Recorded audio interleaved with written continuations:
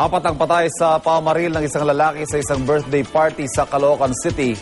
Kabilang sa mga namatayang live-in partner ng suspect. At may live report si Bam Alegre. Bam, anong nangyari?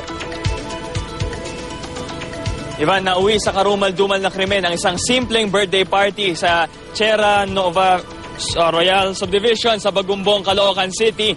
Apat nga ang namatay at apat din ang sugatan matapos silang pagbabarilin ng kanilang kapitbahay na lalaki na nakainom. Ayon sa mga pulis, isang nakainom na lalaki na kinilalang si Rolly Rapit ang nakipag-away sa kanyang live-in partner na si Eden de la Cruz pasado alas 10 ng gabi.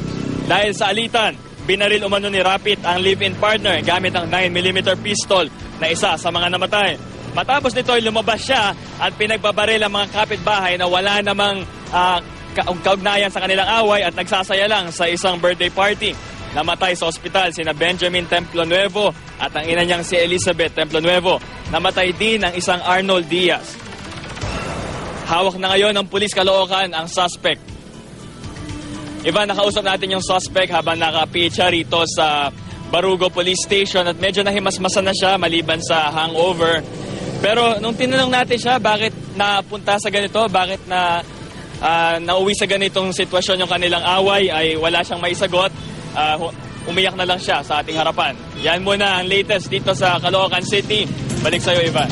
Ayun nga, Bam, sana ang itatanong ko, ano ba yung pinag-awayan nila nung kalibin niya at parang nawala sa sarili to? At ano ba ang ininom niya? At para magawa niya itong krimen na ito? Bago nito, Ivan, iinuman sila nung tatlo niya pang kapitbahay. Medyo marami raw na inom na alcoholic beverage. Hindi natin tukoy kung anong particular na alcoholic beverage ang kanyang ininom. At nang tinatanong siya ng pulis kung ano yung posibleng motibo kung bakit siya biglang nag-amok at pinagbabaril yung kanyang mga kapitbahay. Ang sabi, baka may selos daw. Pero hindi niya rin alam. Ngayon, ang kanyang postura ay parang hindi niya alam ang nangyari.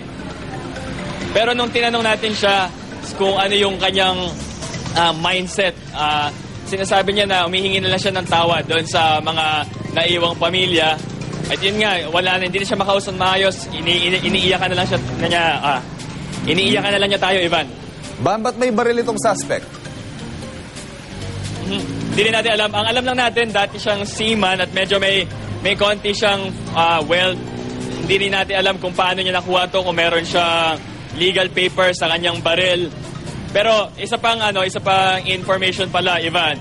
Di ba nakikipag-inuman siya bago nangyari itong trahedya? Bumalik pa siya sa mga kainuman niya at hinampas niya pa yung mga kainuman niya ng barel, ng 9mm na nakikita nyo kanina sa inyong mga TV screen. At ayun nga, dalawa dito sa mga kainuman niya, ayun nga, dalawa sa mga nasugatan din.